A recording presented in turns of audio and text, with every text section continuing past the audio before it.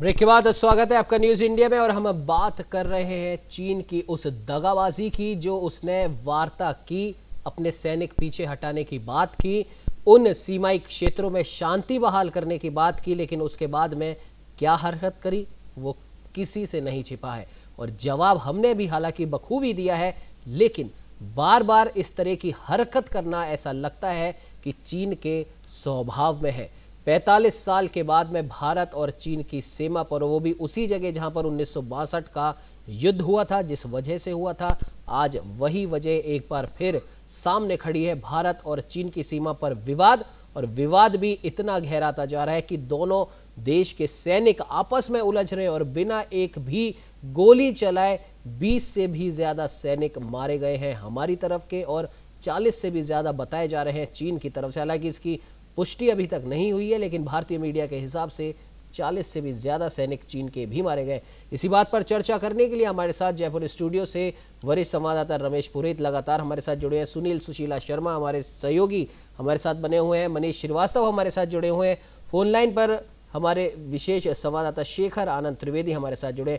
शेखर, आपके पास आना चाहूंगा। जिस प्रकार से जो बात की जा रही है भारत और चीन के बीच के विवाद की, तमाम तरह की बातें हैं, कोरोना भी उसमें इंक्लूडेड है, और साथ ही साथ भारत की बढ़ती सैन्य क्षमता और बॉर्डर पर भारत की बढ़ती हलचल। हालांकि बॉर्डर पर भारत ने वही काम किया है जो सालों से चीन करता रहा है, फिर भी चीन की ये बौखलाहट आखिर क्यों है वो समझ से परे है। लेकिन विशेषज्ञ बताते हैं कि पीओके पर भारत ने, जब से, हमने पहले भी शेखर इस बारे में चर्चा की थी कि जब से भारत ने मौसम पीओके का बताया है, वहां के मौसम का हाल बताया है, तब से चाइना का मौसम थोड़ा बिगड़ सा गया है। क्या कहेंगे शेखर? बिल्कुल, इसमें कोई दो राय नहीं है कि जिस तरीके से चाइना बीते काफी समय से हरकतें करता आया है, उसका एक बड़ा एक्सटेंशन इस समय देखने को मिल रहा है। और चीन की सेना, मैं लगातार इस बात को कहता रहा हूं कि चीन की सेना दुनिया की सबसे धूर्त सेनाओं में से एक है। और चूंकि वहां पर कम्युनिस्ट पार्टी का शासन है, लिहाजा कम्युनिस्टों की धूर्तता का अंदाजा आम आदमी किसी भी डेमोक्रेटिक वर्ल्ड में आप लगा ही नहीं सकते हो किस तरीके का क्रूर और हिंसात्मक होता है। एक एक इंच वो आगे बढ़ता है और उसके बाद धोखे से जिस तरीके का वार वो करता है, उसका सबसे बड़ा उदाहरण इस समय हमें लद्दाख में देखने को मिल रहा है।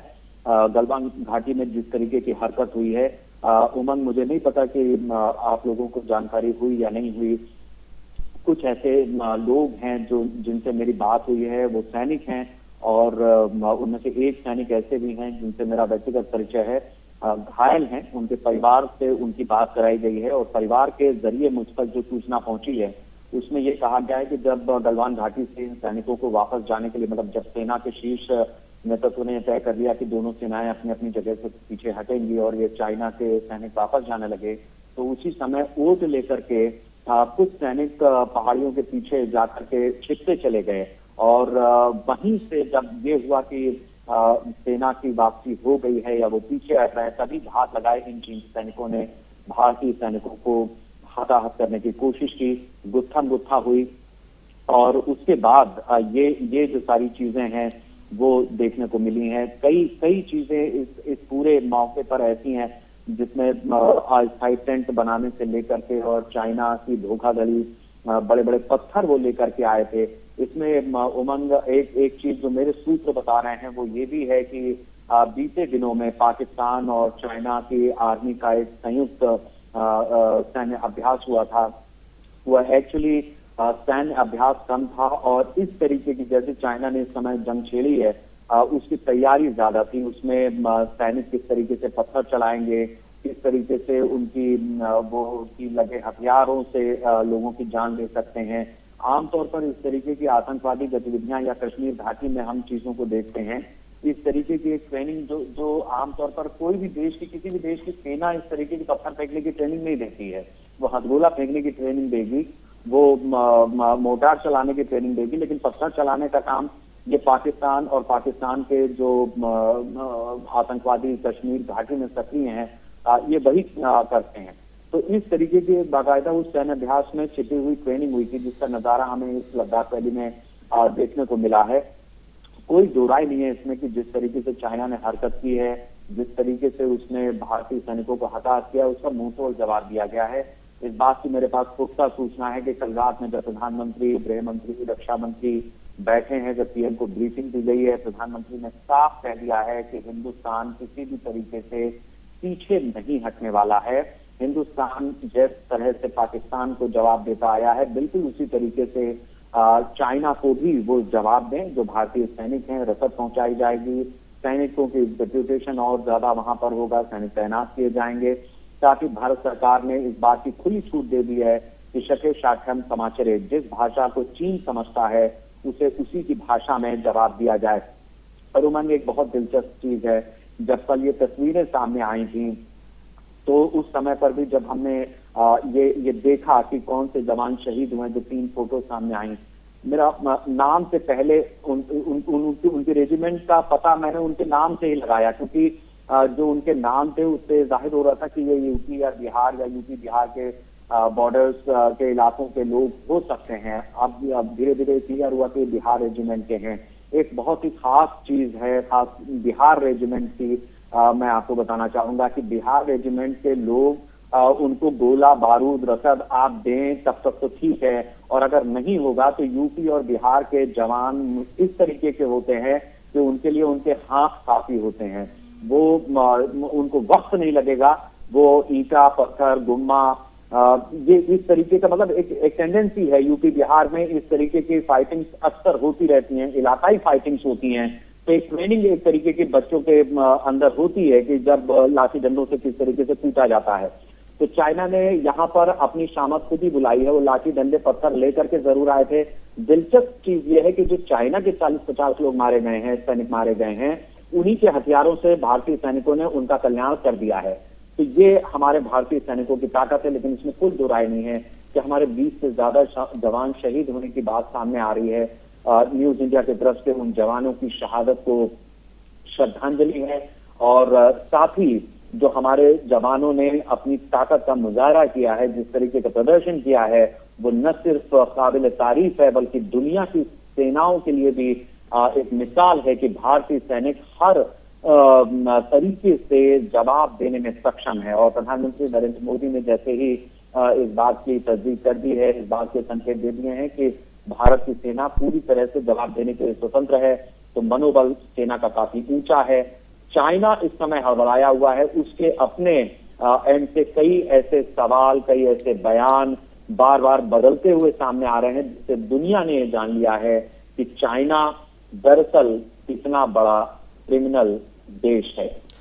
बिल्कुल शेखर, आपने सही कहा, भले ही कोविड-19 का मामला हो या फिर भारत की सीमाओं में गैर जरूरी दखल अंदाजी हो, जैसा कि आपने भी बताया कि जब वहां पर सैन्य बातचीत जारी थी, सेनाएं अपने अपने कैंपों में वापस लौट रही थी, अपने अपने क्षेत्रों में वापस लौट रही थी, तब घात लगाकर चीनी सैनिकों के द्वारा हमला किया गया, जिसका माकूल जवाब भी उन्हें मिला। और वो अब हमला करने से पहले कम से कम 2 बार सोचेंगे जरूर। लेकिन कहीं ना कहीं शेखर, आप भी ये मानते होंगे कि सच्चाई भी यह है, हालांकि भारत ये 1962 वाला नहीं है, लेकिन फिर भी चीन ने जिस प्रकार से भारत की चारों तरफ से जो घेराबंदी करी है, भारत के लिए भी अब जरूरी है उस घेराबंदी का माकूल जवाब देना का, जो कि भारत ने शुरुआत भी कर दी है। ऑस्ट्रेलिया से जो बातचीत हमारी चल रही है, वो प्रशांत जो महासागर वाला जो पूरा इलाका है, वहां पर भी हम मजबूती के साथ वहां पर डट चुके हैं। और खैर सुनील जी, आपके पास मैं वापस आना चाहूंगा। जिस प्रकार से अभी शेखर ने भी कई महत्वपूर्ण बिंदु यहां पर उठाए और उनके बारे में कई जानकारियां भी दी, पुख्ता सबूत यहां पर जुटाए कि किस प्रकार से भारतीय सैनिकों ने चीनी सैनिकों का जवाब दिया। लेकिन बात आती है कि आखिरकार गलवान घाटी ही क्यों, वहीं पर इस तरह की हिमाकत करने की जरूरत आखिर क्यों पड़ी? क्योंकि चीनी जो सीमा है वो भारत के कई और इलाकों से भी जुड़ती है। लेकिन महत्वपूर्ण सवाल यह है सुनील जी कि गलवान घाटी में ही इस प्रकार की हिमाकत क्यों हुई? सुनील जी। देखिए उमंग, सबसे पहले तो एक बात मैं आपको बताऊं जो कि मैं पहले भी बोलना चाह रहा था कि आप एक चीज़ बार बार कह रहे हैं कि वहाँ 40, 42, 43 सैनिक उनके हताहत हुए हैं या मरे हैं, पर उसकी आधिकारिक पुष्टि नहीं हो पा रही है। जी, चीन इस मामले में बहुत ज़्यादा, आप इसे क्या कहें कि कोरोना में मरे हुए नागरिकों तक की जिसने अपनी सही पुष्टि ना की हो, सही संख्या ना दी हो, वो इन सैनिकों के मरने की पुष्टि कैसे कर सकता है? वो कभी नहीं करेगा, ये उनकी आदत है, ये उनका तरीका है। वो हर चीज को छुपा के रखते हैं और यही उनके स्वभाव में है, ये धोखा उनके स्वभाव में है। गलवान घाटी क्यों है तो वो भी बता दूं, गलवान घाटी असल में उन्हीं के गले पड़ गई है। अब गलवान घाटी से ही इन्होंने शुरुआत की थी। गलवान घाटी में असल में इन्होंने अतिक्रमण बढ़ाया था और जैसा कि आपने पहले बताया कि रेंग रेंग कर बढ़ते हैं, रेंग रेंग कर धीरे धीरे धीरे धीरे आगे बढ़ते जाते हैं और उसके बाद फिर वहीं पे कब्जा कर लेते हैं। गलवान घाटी पर जब नजर पड़ी और जब जैसा कि मई में बताया कि तनाव हुआ वहां पर उनकी नजर पड़ी, तब उसके बाद बातचीत शुरू हुई, तनाव हुआ, हमारी इस पे सीमा रेखा पे तनाव हुआ और तनाव के बाद में जब बात हुई कि नहीं हम लोग वापस जाएंगे, हम अपने अपने हिस्सों में वापस लौट जाएंगे, हम अपने कैंप को खत्म कर देंगे, हम वहां पर जो शक्ति प्रदर्शन कर रहे हैं, जो सैनिकों का प्रदर्शन कर रहे हैं उसे पीछे ले जाएंगे। जब उसकी बात हुई, 15 जून को बात होनी थी, उस बात को जब करने गए तो उसके बाद उनकी ये हिंसक झड़प शुरू हो गई। ये उसके स्वभाव में है, जैसा कि आपने कहा, ये उनके स्वभाव में है। जैसा कि अभी शेखर जी ने बताया कि किस प्रकार से वो छुप गए और छुपकर उन्होंने इस तरह का हमला किया। वो यही कर सकता है, वो खुलकर युद्ध हमसे नहीं कर सकता, वो छद्म युद्ध हमसे कर सकता है क्योंकि वो एक कमर्शियल अपने आप को उसने इतना बना लिया है कि वो युद्ध की विभीषिका को नहीं झेल सकता।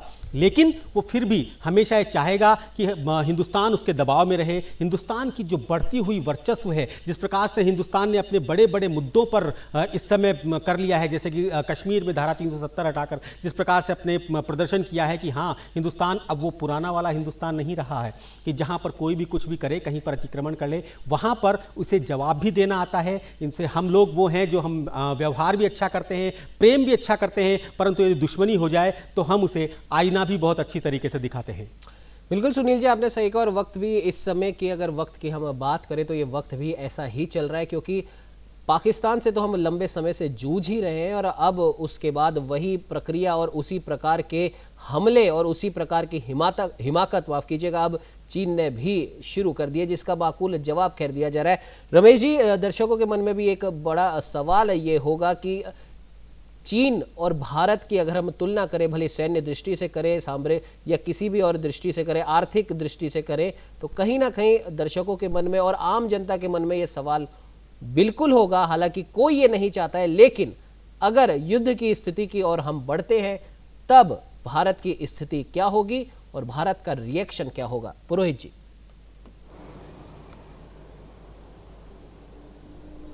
उमंग, दरअसल चाइना ने रॉन्ग नंबर डायल कर दिया है, रॉन्ग नंबर डायल कर दिया और वो भी उसने जो वक्त चुना वो गलत वक्त चुना। इसीलिए वो दोनों फ्रंट पर अगर रॉन्ग नंबर डायल करना और गलत वक्त का चुनाव करना, ये चीन के गले की हड्डी बन गई है। भारत के संदर्भ की अगर बात करूं, रक्षा की बात करूं, तो जो परसों जो घटना हुई और उसमें हमारे तो 20 जो है जवान शहीद हुए, इसका पूरे जो है 135 करोड़ के लोगों को दुख है, दर्द है दिल में। लेकिन उसके साथ साथ उनके जो 40-45 जवानों को जो है मौत के घाट उतारा, यह इस बात का संकेत है कि सैन्य दृष्टि से अब भारत चाइना से कहीं फार बेटर है। इस बात को आप अंडरलाइन कर लीजिए कि सेना के किसी भी, चाहे वो जल सेना हो, थल सेना हो या वायु सेना हो, चाइना से कई गुना ज़्यादा मजबूत है। यह हमारे 20 सैनिकों के बदले 40-45 सैनिकों को मार गिराने की जो घटना है उसको पूरी दुनिया ने देख लिया है, पूरी दुनिया ने समझ लिया है कि चीन की जो रेड आर्मी अपने आप को जो दुनिया की सबसे बड़ी ताकत के रूप में जो है पेश करती आई है, वह अंदर से कितनी खोखली है, कितनी कमज़ोर है। और जब इस तरह की जो घटनाएं होती है तो वह किस तरह से पीछे हट जाती है, यह परसों की घटना ने साबित कर दिया। इसलिए जब कभी भी आमने सामने युद्ध की अगर कोई स्थिति आएगी तो निश्चित रूप से भारत है जो 20 ही रहेगा, 19 तो होने का आप सोच भी नहीं सकते। 2014 से लगा करके आज तक सैन्य मामलों में जिस तरह से भारत ने अपनी मजबूती साबित की है वह पूरी दुनिया जान चुकी है। और चाइना को अगर इस बात का अगर भ्रम था तो उस भ्रम को भी हमारे उन 20 जो जवान जो शहीद हुए उन्होंने बता दिया कि कितने वे बहादुर हैं। अगर देखो आप इसमें कि बगैर किसी अस्त्र शस्त्र के 40-45 जवानों को ढेर कर देना, यह तो हमारी खूबी है कि हम युद्ध के किसी भी पैमाने पर अगर चले जाएं, अगर आमने सामने हो जाएंगे या क्या कहने चाहिए डंडों से या उससे, ये जो परसों की घटना हुई कोई अस्त्र शस्त्र से नहीं हुई, यह थापामुक्की और गुत्थम गुत्था का नतीजा है। उस गुत्थम गुत्था में भी भारत के जवानों ने 45 अगर चाइना के सैनिकों को अगर ढेर कर दिया तो इस बात को समझा जाना चाहिए कि भारतीय सैनिक दिल और दिमाग से कितने मजबूत होते हैं कि कैसी भी परिस्थिति आ जाएगी वह पीछे हटने को तैयार नहीं होते। एक बार अगर उन्होंने कदम आगे बढ़ा लिया तो समझो बढ़ा लिया, यह साबित कर दिया है और पूरी दुनिया ने भी ये समझ लिया है कि भारतीय सेना वो क्या कहनी चाहिए प्रोफेशनल तरीके से इतनी मैकेनाइज्ड हो चुकी है कि वह किसी भी देश की सेना की तुलना में हमेशा 20 ही रहेगी, 19 नहीं रहेगी। पाकिस्तान हो या अमेरिका हो, वहाँ पर भी जो इन 2 दिनों में जो वहाँ जो गतिविधियाँ तेज हुई है, कल रात में भी ट्रंप ने जो है अपने जो है विश्वस्त सलाहकारों के साथ में जो मीटिंग की थी और कल जो है पाकिस्तान में भी जो है तीनों सेनाओं के जो कमांडरों ने बैठ के बात की, वह इस बात का संकेत है कि भारत इस युद्ध भूमि में किसी भी तरह से, चाहे वो थल का हो, जल का हो या वायुसेना का हो, कहीं कम नहीं पड़ेगा और जो भी उसके सामने आएगा वो आंख से आंख मिलाकर अगर बात नहीं करेगा तो उसकी वही गति होनी है जो 45 जो चाइनीज जो सैनिक है वो ढेर हुए। बिल्कुल रमेश जी, आपने सही कहा कि गति वही होगी, लेकिन फिर भी जितना जल्दी हो सके इस गतिरोध को खत्म करना बेहद आवश्यक है, क्योंकि इस समय हमारी जो सबसे बड़ी समस्या है वो है कोरोना महामारी, जिसका संक्रमण की जो रेट है वो लगातार बढ़ती जा रही है। खैर, इस पर अब मनीष आपके पास मैं आना चाहूँगा। जिस प्रकार से भारत और चीन के सीमा विवाद पर लंबी बातचीत हो रही है, उसी समय ये भी देखा जा रहा है कि जो नेपाल हमें कुछ दिन पहले आंख दिखा रहा था वो इस घटना के बाद से अब चिंता में डूब गया है। क्या कुछ कहना चाहेंगे मनीष? देखिए उमंग, भारत और चीन दोनों के ही जो मुखिया हैं वो राष्ट्रवाद की नाव पर सवार होकर के आए हैं। भारत में चीन के खिलाफ लगातार प्रदर्शन हो रहे हैं, उनके दूतावास के बाहर भी प्रदर्शन हुआ है। इसी बीच कुछ देर पहले ही लखनऊ में मध्य कमान की पीआरओ हैं गार्गी मलिक सिन्हा, इन्होंने जानकारी दी है कि रक्षा मंत्री संग तीनों कमानों के प्रमुखों की बैठक हुई है, जिसके बाद प्रधानमंत्री को पूरी सूचना दी गई और संभवतः भारत ने सैन्य वार्ता चाइना के साथ जो चल रही थी उसको रोक दिया है और स्थिति सामान्य होने तक फिलहाल किसी भी प्रकार की वार्ता पर जोर नहीं भारत देना चाहता, क्योंकि भारत अपनी संप्रभुता और सामरिक नजरिए से कोई भी समझौता नहीं करना चाहता है। पूरे देश की जनता इस समय चीन के इस रवैये के खिलाफ भारत और भारत की सेना के साथ पूरी तौर पे खड़ी हुई है। तो ऐसे में गलवान घाटी को लेकर के चाइना जो कुछ कर रहा है, अभी हमारे साथी ने कहा कि साहब चाइना कुछ भी नहीं बताना चाहता, ये चाइना का हमेशा से रवैया रहा है। चाइना वास्तव में छुपाता है और अब गलवान घाटी को लेकर के चाइना का डर है, क्योंकि अक्साई चीन भी इसी क्षेत्र से लगता है और तिब्बत भी इसी क्षेत्र से लगता है। ऐसे में चाइना को डर सता रहा है और अंतर्राष्ट्रीय मीडिया ने भी दोनों ही देश परमाणु संपन्न है, कहीं तीसरे विश्व युद्ध की आशंका ना हो, और अंतर्राष्ट्रीय मीडिया में भी चाइना के इस रवैये की बेहद आलोचना हो रही है। लेकिन फिलहाल नाजुक क्षण है और भारत भी देखना पड़ेगा। लंदन के दिग्गज अंग्रेजी अखबार द टेलीग्राफ ने रिपोर्ट किया है कि तकरीबन 34 भारतीय जवान अभी भी लापता हैं। इस बात पर भारत सरकार का अभी रुख स्पष्ट नहीं हुआ है। ऐसे में चाइना की तरफ से हताहत होने वाले सैनिकों की संख्या ज्यादा है, लेकिन भारत की तरफ से 20 जाबाज आधिकारिक तौर पे शहीद हुए हैं। न्यूज इंडिया उनको नमन करता है। लेकिन चाइना जिस प्रकार से गलवान घाटी में ये रवैया अख्तियार कर रहा है, इससे निश्चित तौर पर चाइना की जो छवि है वो पूरे अंतर्राष्ट्रीय तौर पर बेहद धूमिल हुई है और कोविड-19 को लेकर के भारत की एक वैश्विक भूमिका जो पहले से प्रधानमंत्री नरेंद्र मोदी के रूप में सशक्त हुई है, उससे भी कहीं ना कहीं चाइना को एक डर सता रहा है। उमंग, बिल्कुल मनीष, आपने सही कहा, कहीं ना कहीं चाइना को डरना भी चाहिए। हालांकि भारत भी इस चीज से सबक ले रहा है और हालांकि 1962 में भी भारत ने इस चीज से सबक जरूर लिया था, लेकिन अब हमें और ज्यादा सख्त होने की जरूरत है। हालांकि सख्ती दिखाई भी जा रही है और कुछ देर पहले ही रक्षा मंत्री राजनाथ सिंह ने भी सीमा पर जो हमारे जवान जो वहां पर शहीद हुए हैं उनको, उनके परिवारों को श्रद्धांजलि व्यक्त की है। तो जाहिर सी बात है कि हमारा जो शीर्ष नेतृत्व है वो भी बारीकी से हर चीज पर नजर बनाए हुए है। खुद प्रधानमंत्री, रक्षा मंत्री सब इस चीज पर नजर बनाए हुए सैन्य अधिकारियों के साथ संपर्क में हैं और जिस प्रकार से पाकिस्तान के मसले पर रक्षा मंत्री राजनाथ सिंह ने बयान दिया था कि हमने हमारे सैनिकों को खुली छूट दे रखी है कि आप किसी भी हमले का या किसी भी हिमाकत का आप माकूल जवाब दें, और यही बात निकलकर सामने आ रही है। सूत्रों के हवाले से है कि खुद प्रधानमंत्री नरेंद्र मोदी ने भी सैन्य अधिकारियों को यह निर्देश दिए कि सैनिकों तक यह संदेश पहुंचाया जाए, जो कि पहुंच चुका होगा, कि आप किसी भी हिमाकत का माकूल जवाब देने के लिए स्वतंत्र हैं। शेखर, क्या कुछ कहना चाहेंगे इस बात पर? बिल्कुल, इसमें कोई दो राय नहीं है और जिस तरीके की स्थिति इस समय बनी हुई है वो आज की नहीं है। सन 1947 में जब हिंदुस्तान आजाद हुआ उसके बाद 1958 आते आते अगर इतिहास में हम जाएंगे तब भी हमें पता है कि नेहरू जिस तरीके से हिंदी चीनी भाई भाई का राग अलाप रहे थे, जिस तरीके से नेहरू की एक चाइना को लेकर के सौम्य पॉलिसी थी, उसका विरोध उस समय के नेताओं ने भी किया था। लोहिया, राम मनोहर लोहिया ने चेताया था, समाजवादी विचारक थे, उन्होंने लगातार इस बात को नेहरू को समझाने की कोशिश की थी कि जिस तरीके से चीन कम्युनिज्म को आगे बढ़ा रहा है, जिस तरीके से स्टेट का कॉन्सेप्ट सामने आ रहा है, उसे कतई स्वीकार नहीं करना चाहिए। हिंदुस्तान को चाइना की इस पॉलिसी से अलग होना चाहिए, लेकिन नेहरू उस समय माने नहीं थे। बड़ा मशहूर किस्सा है, जिस समय नेहरू ने चीन का समर्थन किया उस समय उन्होंने संसद में ये बात कही कि ये बात सच है कि नेहरू चीन को हल्के में लेते रहे या चाइना की नीति से वो या कम्युनिज्म से वो थोड़ा सा प्रभावित रहे। उन्होंने संसद में कहा था कि अक्साई चीन में घास का एक तिनका तक नहीं उगता। तब महावीर त्यागी हुआ करते थे। उन्होंने टोपी उतारते हुए कहा नेहरू से, संसद के अंदर की ये बात है कि नेहरू जी आप भी टोपी उतार दीजिए। नेहरू उस समय देश के प्रधानमंत्री थे।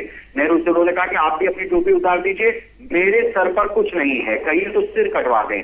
इतना कहते हुए वो नेहरू की तरफ देखने लगे थे। उनका आशय ये था कि हमारे आपके सिर पर भी कुछ नहीं उगता है, तो क्या इसको कटवा दिया जाए। तो ये कांग्रेस की वो बोई हुई राजनीति है, ये कांग्रेस का वो बोई हुई फसल है जो आज 2020 में इस तरीके से सामने आई है, जब चाइना और भारत का ये कन्फ्रंटेशन सामने आ रहा है। इसके अलावा ये भी हमें ध्यान रखना होगा कि 1962 में जब चाइना ने हिंदुस्तान पर आक्रमण किया था, उमंग, उस समय हमारी जो आयुध फैक्ट्रियां थी वहां पर प्रेशर कुकर बन रहा था। और अगर आप पूछेंगे कि कौन सी ब्रांड का बन रहा था तो मैं उस ब्रांड का नाम भी बता देता हूं। आज की डेट में उसे प्रेस्टीज टीटीके के नाम से जाना जाता है। टीटीके यानी टी कृष्णामचारी, जो उस समय हमारे रक्षा सचिव हुआ करते थे। तो ये स्थिति थी हमारी आयुध फैक्ट्रियों की कि जहां पर सेना का गोला बारूद बनना था वहां पर प्रेशर कुकर बनाए जा रहे थे। आज हिंदुस्तान की स्थिति बिल्कुल अलग है। हिंदुस्तान में प्रधानमंत्री नरेंद्र मोदी न सिर्फ डिफेंस को लेकर के पूरी तरीके से एग्रेसिव हैं, आक्रामक हैं, फ्रंट लाइन पर हैं, बल्कि हमारे आयुध फैक्ट्रियों में गोला बारूद बनना चाहिए तो बन भी रहा है। बहुत सारे जो विदेशी कंपनीज हैं उनको किस तरीके से इंडिया लाया जा सकता है ऑर्डिनेंस फैक्ट्री के जरिए, वो यहाँ पर काम चल रहा है। एक रक्षा कॉरिडोर बनाया गया है, डिफेंस कॉरिडोर बनाया गया है जिसमें आयुध फैक्ट्रियां लगेंगी। तो भारत अपनी तरह से मौजूदा दौर में लगातार डिफेंस को लेकर के न सिर्फ सजग है, सचेत है, बल्कि एग्रेसिवली आगे बढ़ रहा है। दूसरा, मनोबल सेना हो या भारत की जनता हो, सभी का ऊंचा है। एक सवाल आपने बीच में ये जरूर रखा था कि गलवान घाटी क्यों, तो देखिए मैं आपको चूंकि मैं इसके कनेक्शन पाकिस्तान से जोड़ रहा हूं, मेरे पास जो लीड्स आ रही हैं वो पाकिस्तान की तरफ इशारा कर रही हैं कि इसमें मिलीभगत है। इसलिए लद्दाख एक ऐसी जगह है जहां चूंकि और जो पाकिस्तान ऑक्युपाइड कश्मीर है, आप पीछे की तरफ से उस जगह तक पहुंच सकते हैं। लिहाजा इसमें मुझे किसी तरीके का संदेह नहीं है कि ये जो इलाका चुना गया है यहाँ पर चाइनीज कैजुअलिटी कम हो अगर कोई स्थिति बनती है, और फ्रंट लाइन पर पाकिस्तान के जो टेररिस्ट हैं या जो टेररिस्ट ऑर्गेनाइजेशन हैं उनके लड़ाकों को आगे करा जा सकता है। लेकिन हमारी मजबूरी ये है कि हमारे वहां पर शुद्ध भारतीय सैनिक तैनात होंगे और एक एक जवान हमारा जो है वो हमारे लिए बेहद कीमती है। ये एक स्ट्रेटेजी यहाँ पर हो सकती है। ये चीज अगर मान लीजिए सिक्किम की तरफ होती, असम की तरफ होती, तो इसमें दूसरे पैरामीटर्स होते, दूसरी तरीके की बातें होती। लेकिन जिस तरीके से लद्दाख वैली को चुना गया है, गलवान घाटी को चुना गया है, वो अपने आप में बताने के लिए काफी है कि पाकिस्तान और चाइना की ये जो मिलीभगत है, इसमें हिंदुस्तान का नुकसान करने की कोशिश, बड़ा नुकसान करने की कोशिश जरूर थी। लेकिन जिस तरीके से भारतीय सैनिकों ने पलट करके जवाब दिया है, वो अपने आप में लगातार चाइना को ये सबक दे रहा है कि उसको उसने किस तरीके की हरकत की है। इसके अलावा मैं एक चीज और बता दूं कि चाइना की जो पॉलिसी है वो शुरू से विस्तारवाद की रही है। कई वजह हैं इसके, तो विचारधारा भी उनकी इस तरफ झुकती है। साम्यवाद जिसे कम्युनिज्म कहते हैं वो तभी बढ़ सकता है जब उसकी ग्लोबल अपील होगी। तो ग्लोबल अपील में साम्यवाद को लेकर के आज आप देखिए कि बहुत सारे देशों में डेमोक्रेटिक सिस्टम ही लागू है, या फिर वहां पर एक तानाशाही लागू है। चाइना में भी शी जिनपिंग एक नए किस्म के तानाशाह ही हैं। वो वहां पर इलेक्शन होता है, पीपल्स लिबरेशन आर्मी वहां पर रूल करती है। उन सब में किस तरीके से शी जिनपिंग अपने आप को जब तक जीवित रहेंगे तब तक वो राष्ट्रपति रहेंगे, इस तरीके का संविधान में जो संशोधन किया गया वो सबके सामने है। एक समय ऐसा आएगा, मार्क्स ये कहते थे, जो कार्ल मार्क्स थे, उन्होंने ये कहा था कि दुनिया के मजदूरों एक हो जाओ, और एक वक्त ऐसा आएगा जब राज्य खत्म हो जाएंगे, दुनिया एक हो जाएगी। मार्क्स कहते थे कि ये राज्य एक आवश्यक बुराई है। लेनिन, स्टालिन, माओ से तुम भी साम्यवाद की विचारधारा को आगे बढ़ाते हुए जा रहे थे। माओ ने मार्क्स के विचार को एक नया धरातल दिया। मतलब ये और इसमें भी 100-125 साल का अंतर है कि एक थ्योरी आती है, 100 साल बाद उसके कुछ होता है। तो इस तरीके की जो चीजें हैं वो ये बताता है कि एक विचार जो है वो 100 साल तक जिंदा रहता है। ये सब चीजें वहीं से निकलती हैं।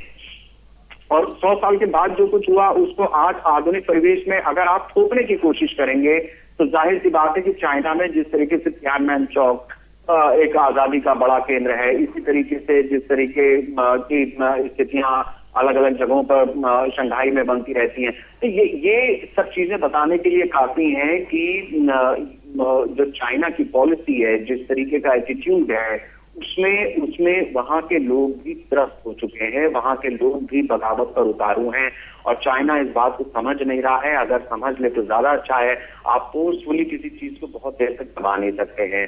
हमारे जो इस समय एनएसए के चीफ हैं अजीत डोभाल, वो एक सक्षम जासूस रहे हैं।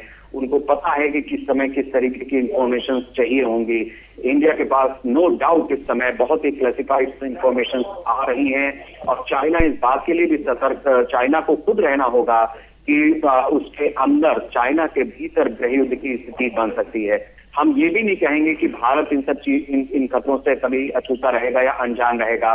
भारत के अंदर भी जयचंद बहुत सारे हैं। यहाँ पर भी कोई ऐसी स्थिति बन सकती है जिसमें कम्युनल वायलेंस हो सकता है, जिसमें हिंदू मुसलमान के झगड़े हो सकते हैं, या अलग अलग तरीके से, या एक अशांत माहौल तैयार किया जा सकता है। बहुत सारे ऐसे मुद्दे हैं। CA2 का भी हमने देखा कि बीच में जिक्र आ रहा है। तो ये इंटरनेशनल एक तरीके की कॉन्स्पिरेसी होती है जो अलग तरीके से बर्ताव करती है और इसी तरीके की किसी चिंगारी का इंतजार करती है। तो चाइना को ये समझना है कि कोरोना वायरस को लेकर के दुनिया उसके खिलाफ हो चुकी है।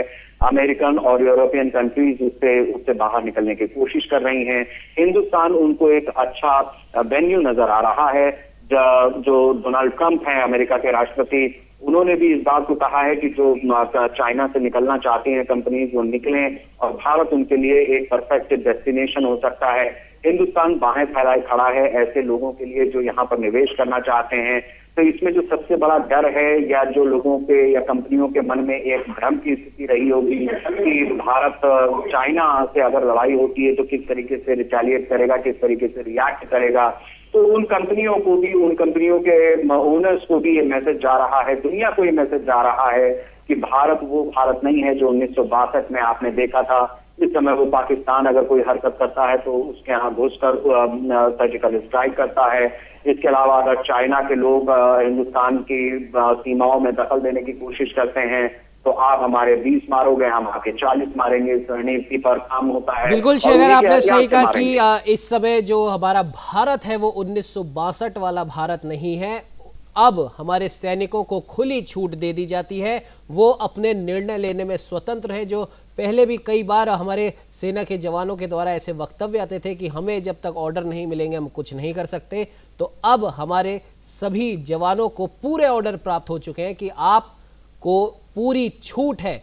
जो कोई भी हमारी सीमा पर बुरी दृष्टि डाले, हिमाकत करे, घुसपैठ करने की कोशिश करे, आप उसे अपने हिसाब से जवाब देने में स्वतंत्र है। और शायद यही वजह है कि भारतीयों का, भारतीय सेना का वर्चस्व न सिर्फ अड़ोस पड़ोस में बल्कि पूरे देश में इस समय बड़ा है। और जिस प्रकार से भारत एक, हमने पहले भी कहा है, कई बार इस पर चर्चा भी करी है, भारत पूरे विश्व में एक विश्व गुरु बनकर उभर रहा है, उससे जाहिर सी बात है हमारे अड़ोस पड़ोस में थोड़ी चिंता दिखनी लाजमी है। और यही चिंता है जो इस हिमाकत के रूप में बाहर निकल रही है। फिलहाल संदेश यही आया है हमारे रक्षा मंत्री राजनाथ सिंह का सेना के जवानों के लिए कि फर्ज की रक्षा करते हुए आपने सीमा पर जान दी है और देश और देश की सरकार आपके इस बलिदान को कभी नहीं भूलेगी। हमारे साथ जुड़ने के लिए आप सभी का बहुत बहुत धन्यवाद।